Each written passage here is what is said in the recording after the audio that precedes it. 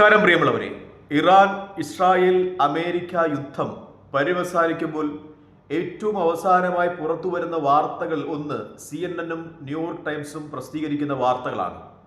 Pentagon അമേരിക്കയുടെ സൈനിക ആസ്ഥാനത്തെ ഉദ്ധരിച്ചുകൊണ്ട് ഈ രണ്ടു പത്രങ്ങളും പറയുന്നത്, CNN-ന്റെ റേഡിയോയും അതുപോലെ ന്യൂയോർക്ക് ടൈംസും പറയുന്നത്, അമേരിക്കയുടെ ആക്രമണം, അതായത് ഇറാന്റെ ആണവ നിലയങ്ങൾ, 3 ആണവ നിലയങ്ങളും കേന്ദ്രീകരിച്ചുള്ള ആക്രമണം പരാജയമായിരുന്നു. ഇറാന്റെ സമ്പുഷ്ടീകരണ യുറേനിയത്തിന് യാതൊരു കേടുപാടുകളും വരുത്തുവാൻ അമേരിക്കയുടെ ആക്രമണത്തിന് കഴിഞ്ഞിട്ടില്ല എന്ന് അമേരിക്കയിലെ തന്നെ പത്രങ്ങളും അമേരിക്കയുടെ ഇന്റലിജൻസിനെ ഉദ്ധരിച്ചുകൊണ്ട് CNN-ഉം ന്യൂയോർക്ക് ടൈംസും റിപ്പോർട്ട് ചെയ്യുന്ന ദിവസമാണെന്ന്. അതായത് ആക്രമണം കൊണ്ട് ഇറാന് യാതൊരു കേടുപാടുകളും സംഭവിച്ചിട്ടില്ല. അവരുടെ യുറേനിയം സമ്പുഷ്ടീകരണത്തിന് ഏതൊരു കേടുപാടും സംഭവിച്ചിട്ടില്ല. ആ യുറേനിയം അവർ വളരെ സുരക്ഷിതമായ മറ്റു സ്ഥലത്തേക്ക് മാറ്റിയിരിക്കുന്നു എന്ന വാർത്ത വളരെ പ്രാധാന്യത്തോടുകൂടി തന്നെ മാധ്യമങ്ങൾ ചർച്ച ചെയ്യുകയാണ്. അതായത് അമേരിക്കയുടെ അവകാശവാദം തെറ്റായിരുന്നു, ഇസ്രായേലിന്റെ അവകാശവാദം തെറ്റായിരുന്നു എന്ന് അമേരിക്കൻ പത്രങ്ങളും അമേരിക്കയിലെ ഇന്റലിജൻസ് ഏജൻസി തന്നെ അടിയുറച്ചു പറയുന്ന ദിവസമാണിത്. എന്തായാലും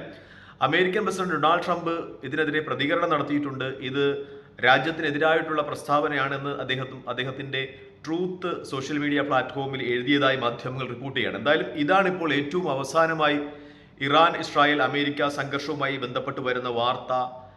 ഇറാനുമേൽ അമേരിക്ക നടത്തിയ ആക്രമണം പരാജയമാണ്, ഇറാന്റെ ആണവ കേന്ദ്രങ്ങൾ സുരക്ഷിതമാണ് എന്ന വാർത്ത തന്നെയാണ് അമേരിക്കയിലും അതുപോലെ ഉള്ള രാജ്യങ്ങളിലെ പ്രധാനപ്പെട്ട രാജ്യങ്ങളിലെ പത്രങ്ങളും അവരുടെ ഇന്റലിജൻസ് ഏജൻസികളും ഒക്കെ റിപ്പോർട്ട് ചെയ്യുന്നതാണ് ഏറ്റവും പ്രധാനമായി ചർച്ച ചെയ്യപ്പെടുന്നത്. എന്തായാലും ഒരു ക്രൈം ത്രില്ലർ സിനിമ പോലെ ക്ലൈമാക്സ് അങ്ങോട്ടും ഇങ്ങോട്ടും മാറി അവസാനം യുദ്ധം അവസാനിക്കുമ്പോൾ ലോകം സമാധാനത്തിന്റെ ശുഭപ്രതീക്ഷയിലാണ്. ചിലരൊക്കെ പറയുന്നത് ഇസ്രായേലി പ്രധാനമന്ത്രി അഴിമതി ആരോപണങ്ങൾ ഉണ്ടാകുമ്പോൾ അടുത്തുള്ള രാജ്യങ്ങൾ ലെബനനോ സിറിയയോ അല്ലെങ്കിൽ ഹമാസിന്റെയോ ഒക്കെ തലക്കടിക്കുന്ന ഒരു സമ്പ്രദായം ഉണ്ടായിരുന്നു. അവരെ ആക്രമിച്ച് രാജ്യത്തിന്റെ ശ്രദ്ധ ഒരു യുദ്ധത്തിലേക്ക് കൊണ്ടുപോകുന്ന ഒരവസ്ഥയുണ്ടായിരുന്നു. പക്ഷേ ഇപ്പോൾ ഇസ്രായേലി പ്രധാനമന്ത്രി ബെഞ്ചമിൻ നെതന്യാഹു സെലക്ട് ചെയ്ത രാജ്യം തെറ്റിപ്പോയി.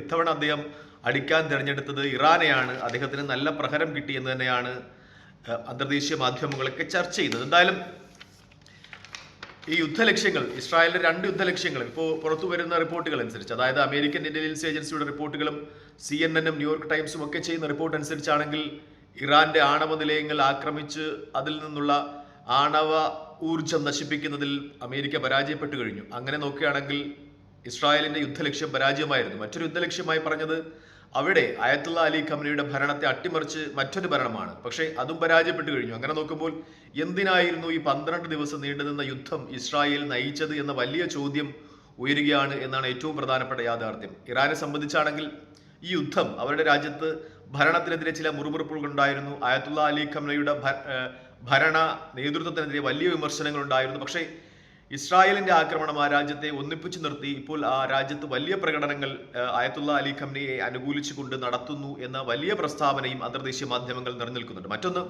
റഷ്യയുടെ സെക്യൂരിറ്റി കൗൺസിൽ ചെയർമാൻ ദിമിത്രി യുടെ പ്രസ്താവന ഈ യുദ്ധം നിർത്തുന്നതിന് ഏറ്റവും പ്രധാനപ്പെട്ട ഒരു ഘടകമായി മാധ്യമങ്ങൾ വിശകലനം ചെയ്യുന്നുണ്ട്. അതായത് ഇറാന് ആണവായുധങ്ങൾ കൊടുക്കുവാൻ ആണവായുധ സമ്പുഷ്ടമായ രാജ്യങ്ങൾക്ക് കഴിയും. അങ്ങനെയുള്ള ചില രാജ്യങ്ങൾ, ആണവായുധം സ്വായത്തമാക്കിയ ചില രാജ്യങ്ങൾ ഇറാന് ആണവായുധം നൽകിയേക്കും എന്ന് വടക്കൻ കൊറിയയ്ക്ക് ഉദ്ദേശിച്ചുകൊണ്ട് അദ്ദേഹം പറഞ്ഞതും ഒരുപക്ഷെ യുദ്ധം നിർത്തുന്ന ഘട്ടത്തിലേക്ക് അമേരിക്കയും ഇസ്രായേലിനെയും ചിന്തിപ്പിച്ചിരിക്കാം എന്ന നിഗമനവും മാധ്യമങ്ങൾ നടത്തുകയാണ്. കാരണം ഇറാന് ഇപ്പോൾ ആണവായുധം ഇല്ല എന്ന് വ്യക്തമാണ്. കാരണം അവർ ആണവ സമ്പുഷ്ടീകരണവുമായി മുന്നോട്ട് പോവുകയാണ്.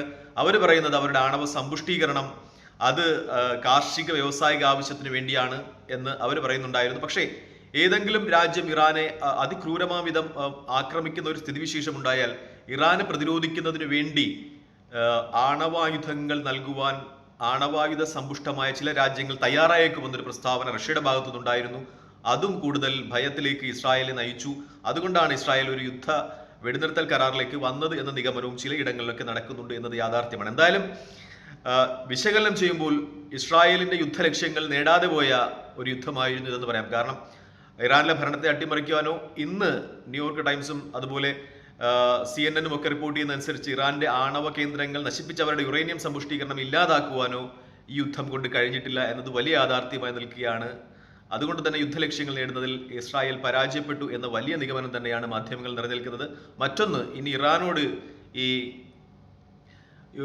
യുറേനിയം സമ്പുഷ്ടീകരണ കരാറിലേക്ക് ഏർപ്പെടുവാനും പറയാൻ പറ്റില്ല, ആണവ വ്യാപന നിരോധന കരാറിൽ ഏർപ്പെടാനും പറയാൻ പറ്റില്ല. കാരണം ഓൾറെഡി അത് നശിപ്പിച്ചു കഴിഞ്ഞു എന്നാണ് അമേരിക്കയുടെയൊക്കെ വാദം. അതുകൊണ്ട് തന്നെ ഇനിയൊരു കരാറിലേക്ക് ഏർപ്പെടുവാൻ ഇറാനെ നിർബന്ധിക്കുവാനും തരമില്ല. അതുകൊണ്ട് തന്നെ ഇറാനെ സംബന്ധിച്ച് ഇത് സേഫ് സോണിലേക്കുള്ള ഒരു യുദ്ധമായിരുന്നു എന്ന കാര്യത്തിൽ സംശയമില്ല. നാശനഷ്ടങ്ങൾ ഉണ്ടായേക്കാം, അവരുടെ ശാസ്ത്രകാരന്മാരുടെ ജീവൻ നഷ്ടപ്പെട്ടേക്കാം, സൈനിക മേധാവികളുടെ ജീവൻ നഷ്ടപ്പെട്ടേക്കാം. പക്ഷേ ഇറാനെ സംബന്ധിച്ച് ഒരു സേഫ് സോൺ നേടിക്കൊടുത്ത യുദ്ധമായിരുന്നു ഇത് എന്നതിൽ തർക്കമില്ല. തൽക്കാലം ഈ വീഡിയോയുമായി ഇവിടെ വാങ്ങണം. മറ്റൊരു വീഡിയോയുമായി കാണുന്നവരെ നന്ദി, നമസ്കാരം, ജയ് ഹിന്ദ്.